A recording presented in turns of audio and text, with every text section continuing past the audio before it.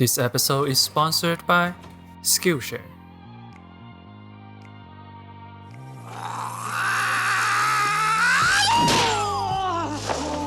We love our Kung Fu stars, from Bruce Lee, to Jackie Chan, to Jet Li, and now Donnie Yen. But kicking ass is hardly a man-only game. Two of the best sword fights in movie history are performed by actresses. In Chinese, we call them 打女, fighting women, a special title for action ladies who dare to break the traditional gender roles. Actresses who are known for the punches, kicks, and all-around badassery. Women warriors who stand defiantly in the face of patriarchy, all while looking fabulous. The live-action Mulan remake is coming out soon. What better time to dedicate an episode to the proud ladies in our audience? Buckle up as we journey through the history of Chinese cinema in a two-part series to learn about the stories behind a few fighting women and how they reflect women's culture in China of their respective era. This is my ode to Kung Fu heroines.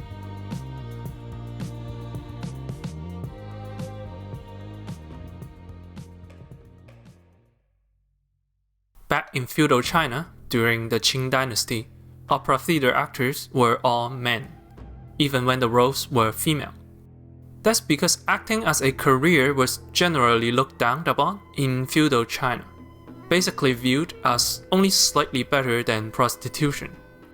In a highly patriarchal, repressive society, seeing women in public actively flaunting herself in front of a large crowd was deemed unacceptable. Additionally, opera companies traveled around, and inevitably, actresses draw a lot of attention from gangsters. Not to victim blame here, but with law enforcement being rather limited in those days, it is understandable why only men stayed in the business for long. Not that being a man is safe, mind you, but that's a story for another time. Things changed in the late Qing dynasty. Many women at the time took up arms and joined rebellions, and would go on to be politically active in the Republic of China, gradually gaining grounds for women on the issue of equal rights. During and after World War II, in the early years of the People's Republic of China, there were also notable movements for female equality and empowerment, with 1955's directive Women Hold Up Half the Sky being one of the most famous examples. All this gradually eroded the old conservative moral code. Opera ceases to be a man-only industry. One funny side effect, however, is that now female characters can be played by both men or women. And occasionally, you can even see a woman playing a male character, with Brigitte Lin's 东方不败 being the most iconic. And still, the dismissal of acting as a career for women has not gone away, even today. 你做咩演員啫？唔係一個正當職業嚟㗎嘛？ Prejudice against actresses, especially B and C-list actresses, is still strong. And from what I can tell, this prejudice is nowhere near as strong against men. People still see C-list actresses as people who sell their bodies for opportunities, as if that's the fault of the actresses. In effect, female empowerment gave women the choice to join the workforce, but the old cultural perception lingers that women should prioritize taking care of their families. So now, women not only have to work, but also have to take care of their home. This is where we are at. Some progress was made, but there are still a lot of things needed to be done. Now, let's see how movies reflect that.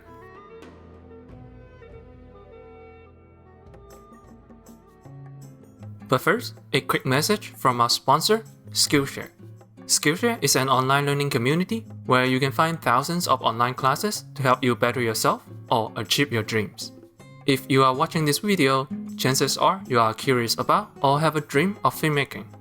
Well, you can learn script writing, cinematography, and editing right on Skillshare, so you can start your dream right now.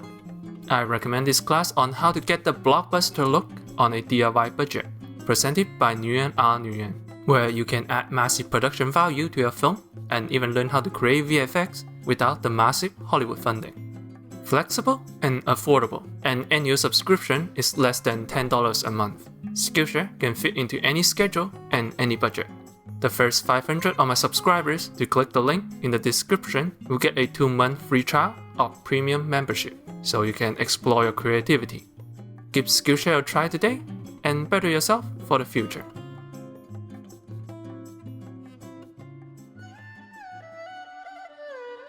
Introducing Xu Jinfang, one of China's earliest action heroines. Born in 1907, Xu was, by all accounts, a new generation woman for her time. A horse-riding, sword-dancing badass. She knew how to drive. A woman driving in the 1930s. Xu was a student of China's first cinema acting school, Chinese Cinema Academy of Shanghai. Just 1 year after her enrollment, she co-starred in the period drama Complaints, which launched her career.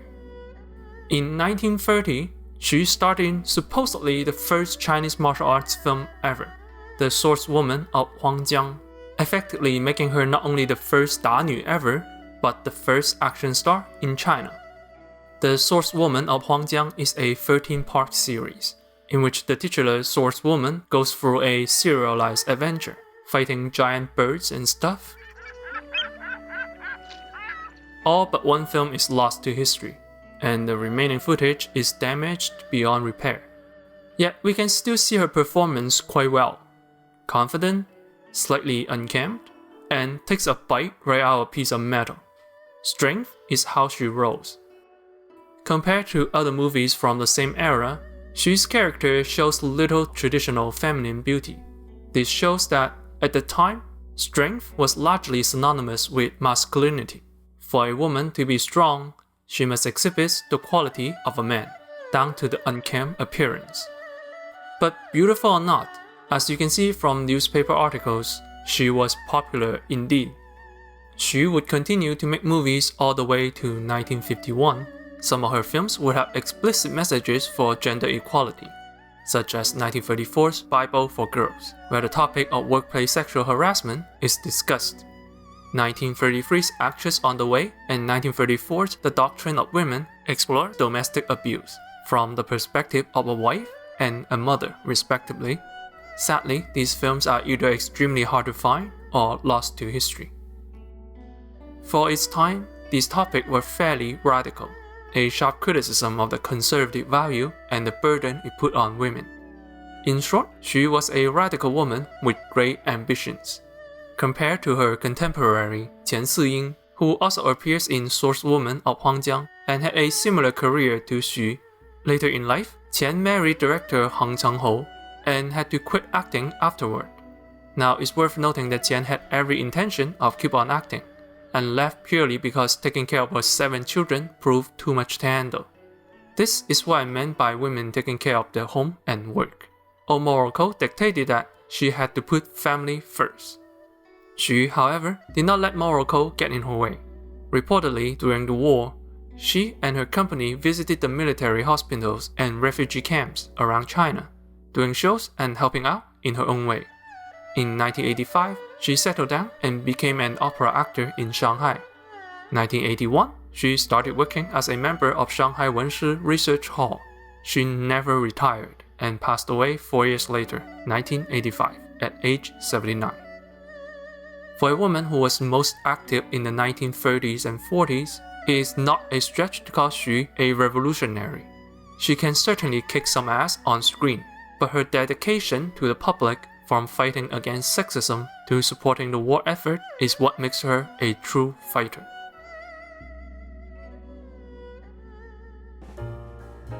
Fast forward to 1960s. World War II was over.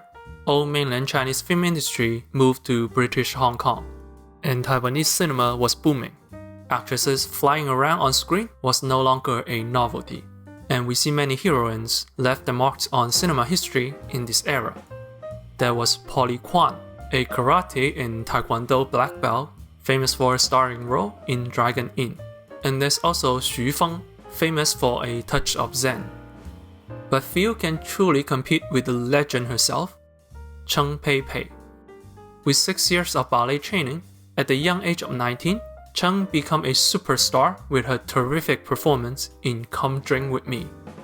Chung plays the Golden Swallow, a famous detective on a mission to arrest a rebel and rescue her brother. Nimble, agile, used twin daggers instead of swords, and single-handedly takes out a group of men.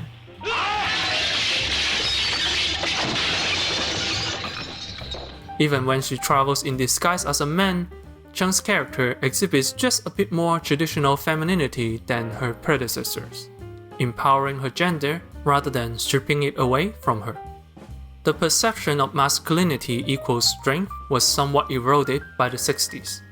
Still, Golden Swallow had to seek help from a man later in the film in order to defeat a very effeminate villain.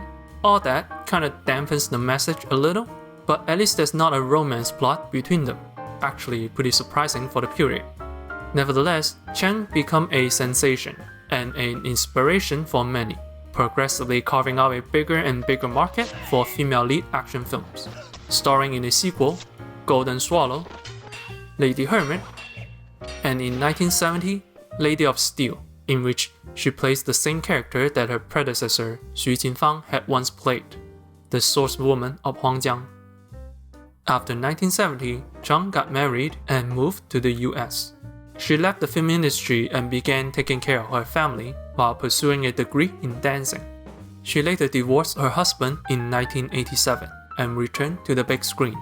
By that time, she was pushing 50s. Our previously mentioned actress Qian Siying also attempted the same thing, but only ever got minor roles and cameos. However, age did not stop Chung. Chung was invited by big classic movie fanatic Stephen Chow to play a major role in his action comedy Flirting Scholar. Originally, many gags were meant to be performed by Gong Li, the lead actress. Being a classical drama actress, Gong Li refused to do most of the visual gags, fearing it may damage her career. It was at this moment Chung stepped up and took on most of the gags herself. While there was some backlash initially, Chung's hilarious performance proves irresistibly charming, showcasing her acting talent beyond fights. That's not to say she can't still fight. While her age and injuries forbids her from doing wire works, she can still kick higher than I can punch. Chung's performance rekindled her career, which led to her international fame in Ang Lee's Crouching Tiger, Hidden Dragon, a movie of which we'll talk about next time. Chung is an absolute badass, a strong fighter on screen, but even more so in real life. Refusing to be shackled by the burden society put on her, Chung cares for her family and still manages to remain relevant to this day. Every time I see her in Mulan, I still expect her to jump out and kick everyone's ass. What a legend. Can you imagine how much pressure there must be to be an action heroine back in the early days of Chinese cinema? It was the 1930s. Women were frequently nothing more than damsels in Hollywood movies, a time when innocent young girls awaiting rescue from men was the norm. The 19th Amendment that allowed women to vote was ratified only 10 years prior. And here we have a woman having her own adventure, not being subservient to anyone. These bold heroines went against the repressive moral code of their time. On screen, they were heroines who showcased what it meant to be a strong woman. And off screen, they continued to punch societal expectations in the face and live their lives as they wished, instead of conforming to traditional gender roles. But our story is not over. Tune in next time as we head into the 80s and journey all the way to today to see how modern 打女 continues the fight.